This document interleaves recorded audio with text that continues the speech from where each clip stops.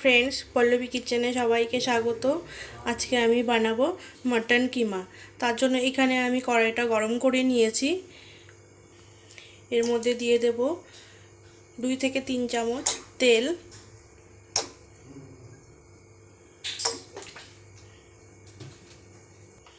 এর মধ্যে দিয়ে দেব কেটে রাখা আলুগুলো। আপনারা চাইলে দিতে পারেন, নাও দিতে পারেন। আমি এখানে আলু দিচ্ছি, কারণ আলু আমরা খেতে সবাই খুব পছন্দ করি।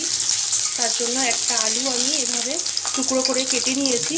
এটাকে আমি একটু লাল লাল করে ভেজে নেব। এর মধ্যে দিয়ে দেব হাফ চামচ নুন আর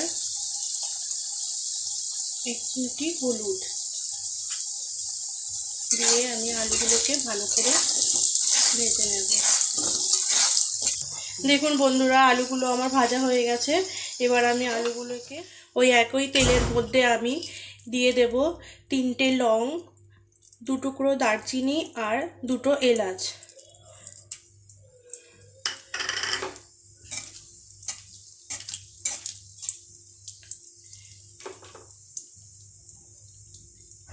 এর মধ্যে দিয়ে দেব আমি 2টো কুচিয়ে রাখা পেঁয়াজ।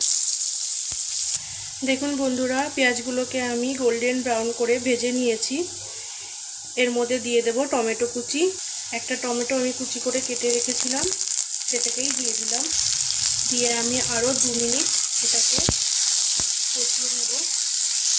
এটার মধ্যে আমি 1 চামচ নুন দিয়ে দেব, তাহলে টমেটোগুলো খুব তাড়াতাড়ি। দেখুন বন্ধুরা, 2 মিনিট হয়ে গেছে, আমার টমেটোগুলো নরম হয়ে গেছে। এর মধ্যে দিয়ে দেব 2 চামচ লঙ্কার গুঁড়ো। এর মধ্যে দিয়ে দেব হাফ চামচ হলুদ গুঁড়ো আর দিয়ে দেব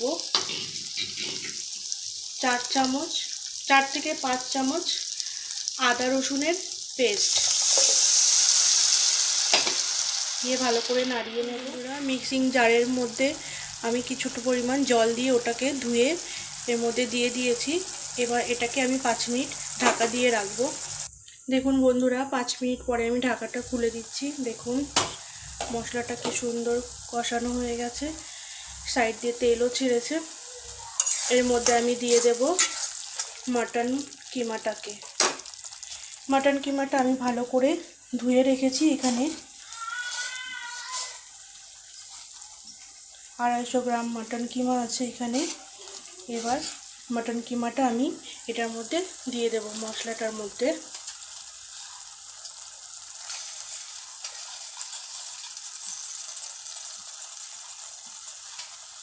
দিয়ে আবারও ভালো করে নাড়িয়ে 5 মিনিটের জন্য ঢাকা দিয়ে রাখবো।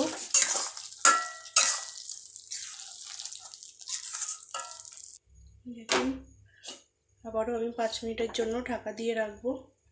দেখুন বন্ধুরা, 5 মিনিট হয়ে গেছে, আমি ঢাকাটা খুলে দেব। এটা কিন্তু খুব সহজেই বানানো যায় আর খেতেও কিন্তু খুব টেস্টি হয়। আমার রেসিপিটি ভালো লাগলে আমার চ্যানেলটিকে সাবস্ক্রাইব করে দেবেন আর পাশে থাকা বেল আইকনটি দাবিয়ে দেবেন, তাহলে খুব সহজেই পরের রেসিপিটা আপনারা দেখতে পাবেন। এর মধ্যে এখন আমি আলুগুলোকে অ্যাড করে দেব, দিয়ে আবারও 5 মিনিটের জন্য ঢাকা দিয়ে রাখবো। দেখুন বন্ধুরা, 5 মিনিট পরে আমি ঢাকাটা খুলে দেখাচ্ছি। দেখুন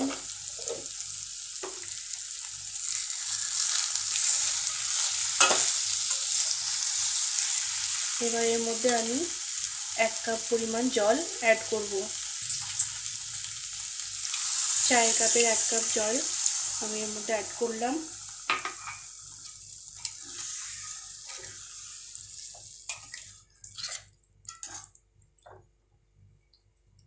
আবারও আমি 5 মিনিট এটাকে ঢাকা দিয়ে রাখবো। এর মধ্যে দিয়ে দিচ্ছি 1 চামচ পরিমাণ মটন মশলা, দিয়ে আবারও একটু ভালো করে নাড়িয়ে দেব। এবার আমি 5 মিনিটের জন্য এটাকে ঢাকা দিয়ে রাখবো। দেখুন বন্ধুরা, 5 মিনিট পরে আমি ঢাকাটা আবারও খুলে দিচ্ছি। দেখতে কতটা সুন্দর লাগছে।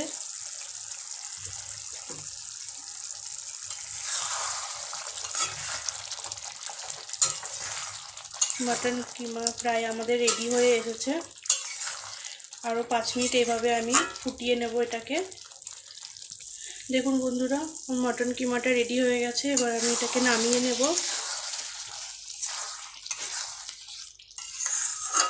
এটাকে আমি নামিয়ে নেব।